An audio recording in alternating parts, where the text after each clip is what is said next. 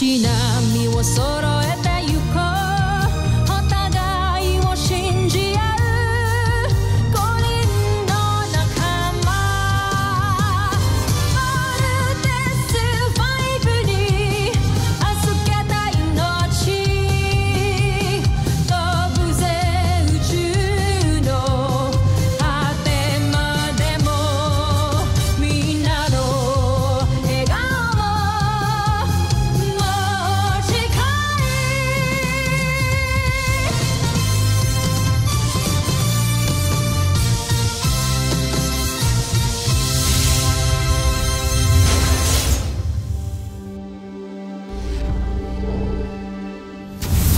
Ang nakaraan sa Voltes 5 Legacy. Ba't ganyan ka makatingin sa akin? May problema kasi kami sa camp. Posible daw na nandito na yung mga aliens. Sa tingin mo ba, isa ako sa kanila? Sorry, tamang hinala lang. Napakalaki yata ng kumpiyansa niyo sa kanya. Paano na lamang kung matuklasan nila na iba pala ang kilos niya kaysa sa kanila? Ipinasaliksik ko kay Draco ang kilos at galaw ng mga taga-Terra R2. Meron din ako nilagay sa loob ng katawan ng aking espiya na makakatulong sa atin para gayahin ang kilos at galaw ng mga taga-Terra R2. Tuluyan na nating malilinlang si Voltes 5. Aalis na ako sa team. Diba nag-usap na tayo? Useless na ako sa team. Pinipilit ko na lang yung sarili ko dito. Are you doing this because of Judy? Ginagawa ko to para sa sarili ko. Nabalitaan ko po ang nangyari kay Big Bird. Well, Dr. Smith, if you need a new Voltes team member, please consider me. I will consider your interest. Alam mo, hindi mo na dapat ito ginawa eh. Kung alam mo lang, wala akong kwenta. Judy, ikaw ang pinaka-importanting tao sa buhay ko ngayon. Hindi ko kaya mawala ka. Bakit ka andito? Mahal na prinsipe, hindi ko na kayang pinapagawa ninyo. Nakukonsensya na ako. Sige, umatras ka. Kapalit ng buhay ng kapatid mo. Egbert, hindi ka na dito sa kampang. Training pa tayo eh. Lalabas namin sa Voltes 5 bukas. Ngayon, wala namang ibang piloto ng Volt Panzer. Ikaw lang eh. You deserve to be one of us. Judy! I'm back. Naiwan ko yung phone ko. Kasama ka sa Voltes team? Isa ka sa mga piloto ng Voltes 5? Teka, paano? Sino nakausap mo? Yung kapatid mo, tumawag kasi akala niya ata ikaw ako. Kinukumbinsi ka niyang magbalik dun sa camp. So, totoo nga.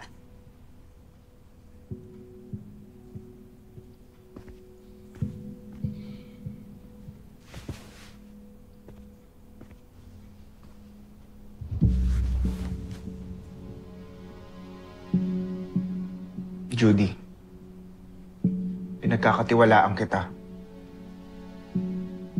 Yes. I'm part of the Voltes team. At yung kapatid mo, isa rin siya, right? Judy, huwag ka na magtanong kasi sobrang confidential yun eh. Tsaka, nakapag-isip na rin ako. Nagbago na yung isip ko. Namimiss ko sila kuya, pati yung mga ibang kasama namin. Tsaka parang napakatanga ko naman kung tatalikuran ko lang ng ganun-ganun lang yung mission ko. Isunumpaan ko yun. Sumama lang yung loob ko. Kasi gaya mo, hindi ko rin sila matiis.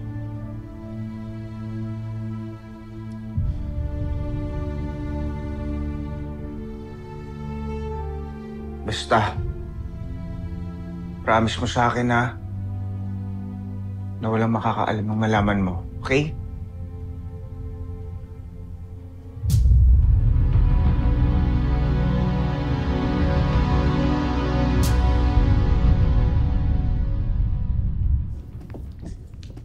Konting panahon na lang at malalaman ni Judala kung sino-sino ang mga piloto ng Voltes 5. Magawa naman kayo ng espiya ninyo ang misyon na yan.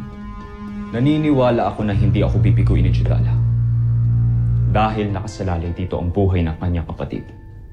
At kapag malaman natin ang mga impormasyon tungkol kay Voltes 5, madali na nating mapaplano kung paano sila tatalunin.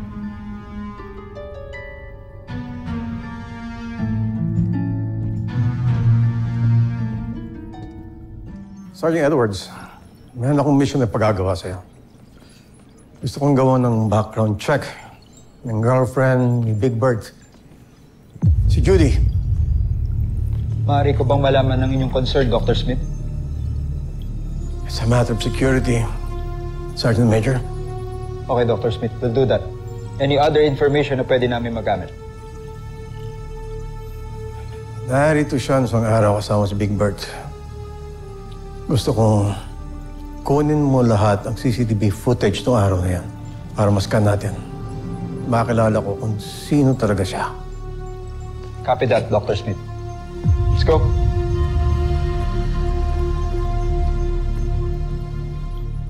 Bakit mo ako dinala sa Portales, John Fred? May nais akong ipakilala sa'yo.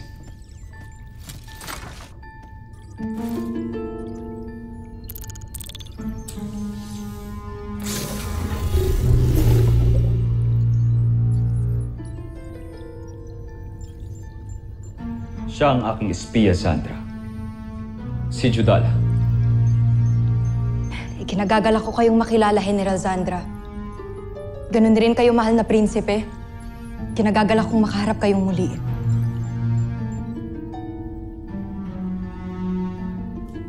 Ikaw pala ang espiya ng prinsipe. Siya ang nagbibigay sa atin ng impormasyon tungkol sa kampo ng Voltes 5. At ngayon, tiyak akong may maganda kang balita. Kaya ka andito. Tama ba ako, Judala? Nakilala mo ang Voltes 5.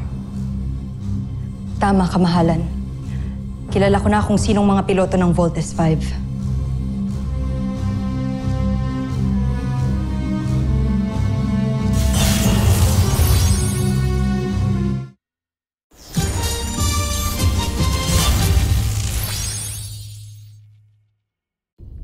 Bakit ka nakatingin lang sa akin?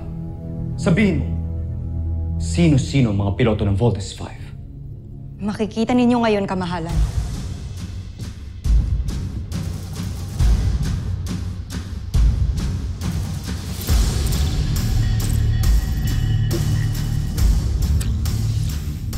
Sina Jordan Hughes galing Europe, Andrew Chambers mula sa Amerika, Hiro Nagasaki mula sa Japan, at mula sa Pilipinas, sina Ezekiel Somera at Cassidy Lapay. Ang mga pangalan ng mga kaatlarong membro ng International Drug Syndicate ay sina Jordan Hughes, galing sa Europe, Andrew Chambers mula sa Amerika, Hiro Nagasaki mula sa Japan.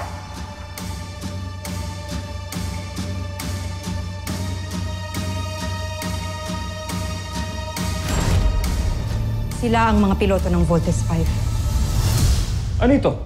Mga pangalan? Ano magagawa natin sa pangalan? Nasaan ang mga itsura nila? Nais kong makita. Wala akong nakuha. Mga pangalan lang nila ang dala ko, kamahalan.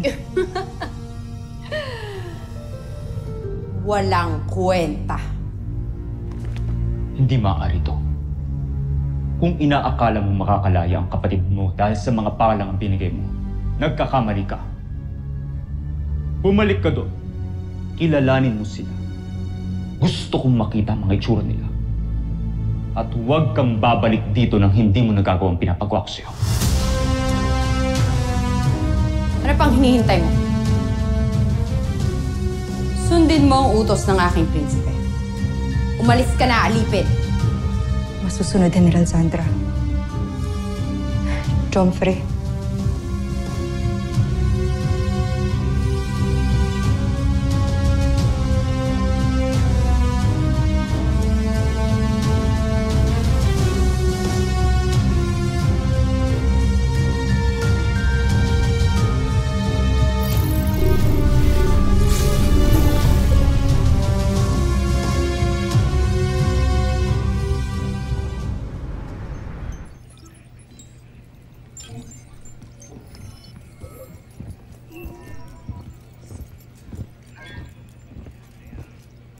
Dr. Smith? Alice, please join me. Dr. Smith, mission accomplished. Ano ang nalaman niyo tungkol kay Judy? Walang nakitang record kay Judy, Dr. Smith. Sinubukan niyo bang tignan ang data ng ibang ahensya? Lahat ng pwedeng kunang info, binalik-balikan na namin, Dr. Smith. Pero wala talaga. Hindi siya nag-exist. Pero hindi enough evidence yan. Dahil siguro bata siya, kaya wala kayong makitang data kung sa kanya. Pero Dr. Smith, hindi niyo pa nakikita ang kabuuan ng report ko. Look, Doc.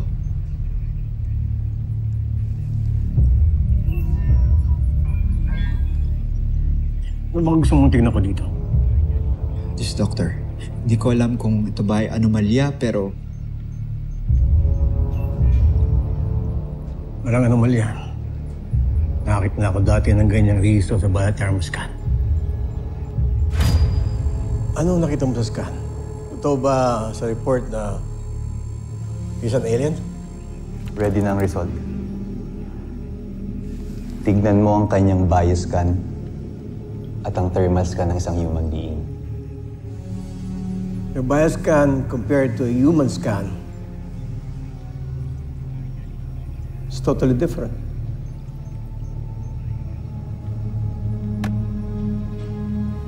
You're not human. You're an alien. Affirmative, Doc. Hindi nga siya tao.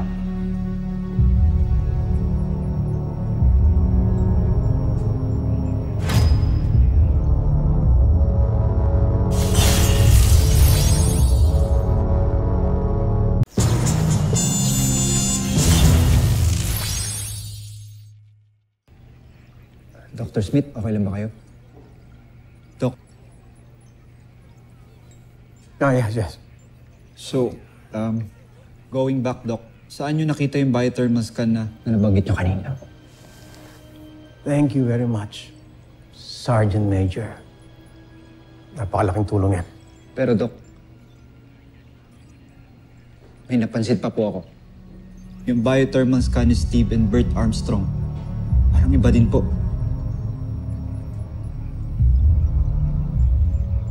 Yan ang anomalya. Doon kayo nagkamali. Pero, Doc,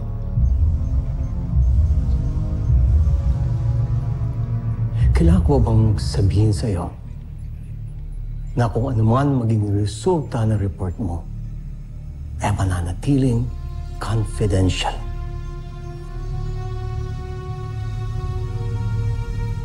Sergeant Major? Yes, Doc. Confidential po lahat. Good.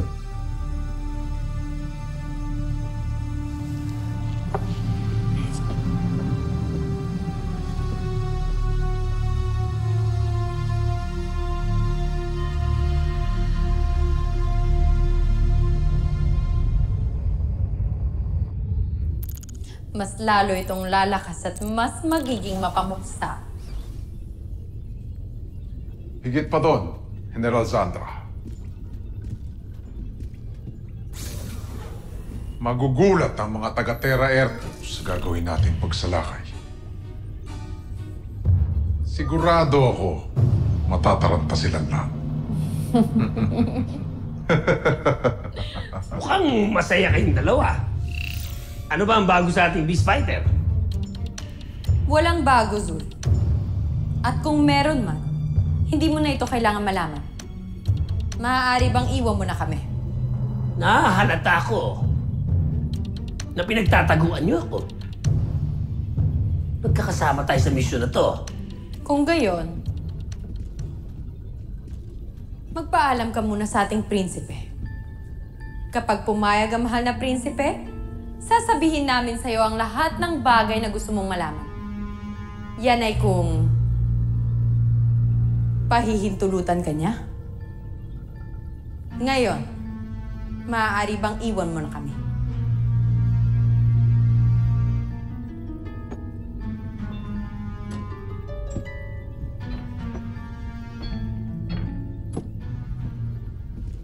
Teka lang. Mas maaari yatang iwan niyo ko. Kahit laboratorio ko to eh.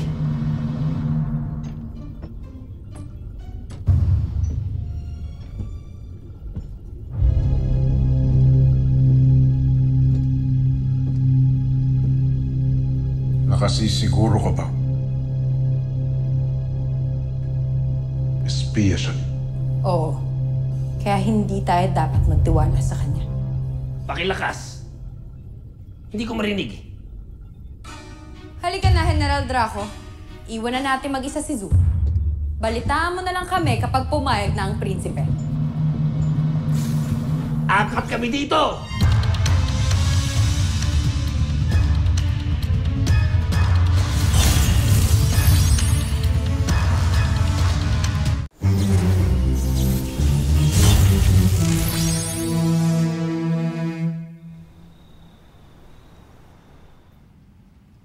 Justralov nung Teb. Sana naririnig mo ko ngayon, Amira.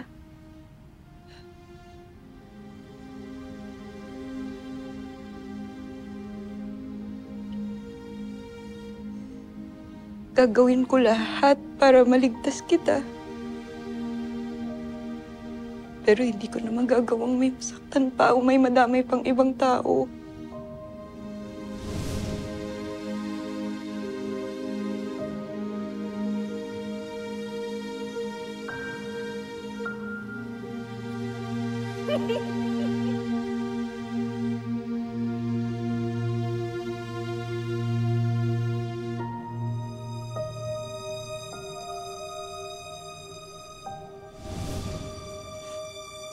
Lalo na si Bert.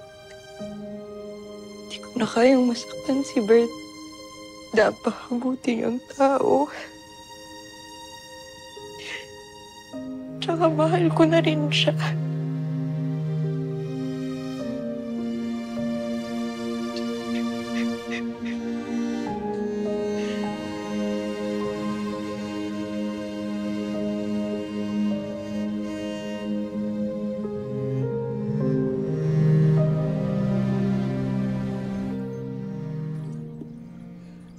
Big Bert, I'm sorry pero hindi na kita pwedeng payagan makipagkita pa kay Judy. Sinasabi ko na nga, be. Dr. Smith, dahil sa kanya kaya ako bumalik sa Voltes team. Tapos ngayon po sasabihin niyo na umiwas ako sa kanya? Wala po akong nakikitang rason para umiwas sa kanya. Mabait po siyang tao. Mahal niya ako. Tsaka nagkamali, Big Bird. Anong mali doon? Maling mahalin ako ng tao? Mali maging mabuting tao? Big Bird, listen to me. Hindi tao si Judy. She is an alien. And maybe siya yung spy na pinaghihinalaan natin. What?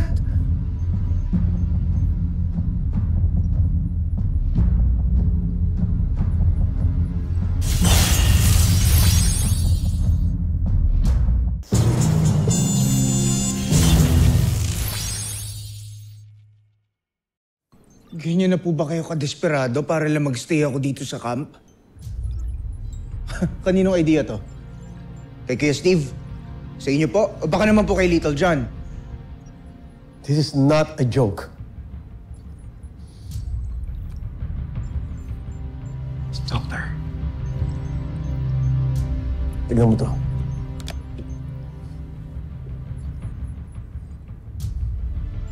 Ano po ito? Biothermal scan ng grupo nyo. I-check mo yung kay Judy. Siya lang ang naiiba.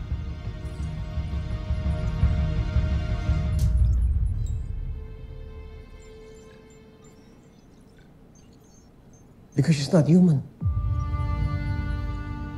She's something else. She is an alien. Sigurado ko dyan.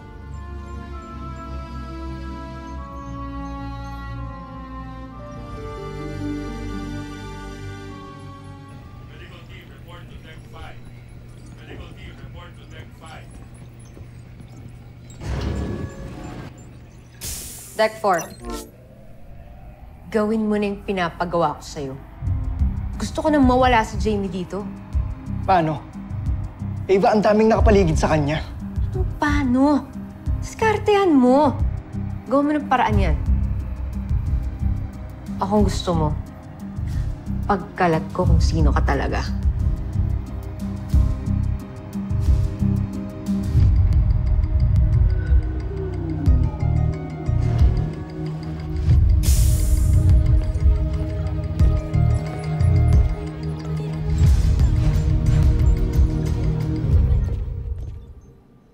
No. Hindi. Hindi po totoo yan. May glitch lang po yung scanners. Tignan niyo po. Iba rin yung scan naming dalawa ni Steve compared kay Mark and Jamie. So ano po ibig sabihin nun? Normal kayo sa akin. Pero hindi kayong issue. Si Judy. She is an alien. Believe me. Yung damit ho, bako po sa damit, kaya po iba yung scan sa kanya. And besides, hindi po tayo sigurado kung alien ho talaga siya agad. She is an alien. Paano po akong maniniwala? May reference ba tayo na ganito talaga yung itsura ng mga alien sa thermoscan? Wala naman po tayong ibang nakikitang alien. Meron. Alam ko. Ha? Saan po? Sino siya? Hindi ko na kailangan sabihin sa'yo kung sino. Pero kilala ko siya. Kilala siya namin ni Mary Ann, ng mama mo. Many years back, siya ang naging dahilan kung bakit itinago itong camp. Dahil darating ang mga kauwi niya to invade planet Earth. Kaya alam ko kung yung itsura ng biothermoscan ng isang alien, isang Bozenian. And Judy is a Bozenian.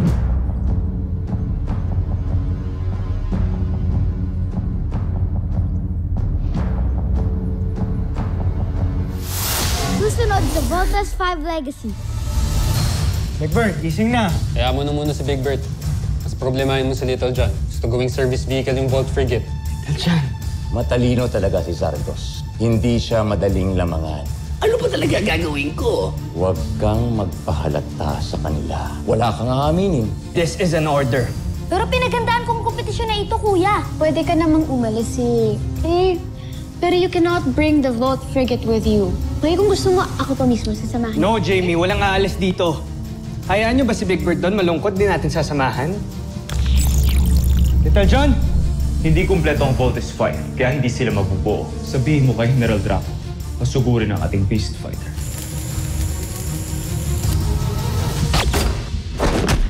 Sugod! Tandaan mo, hindi na tayo maaaring matalo pang muli.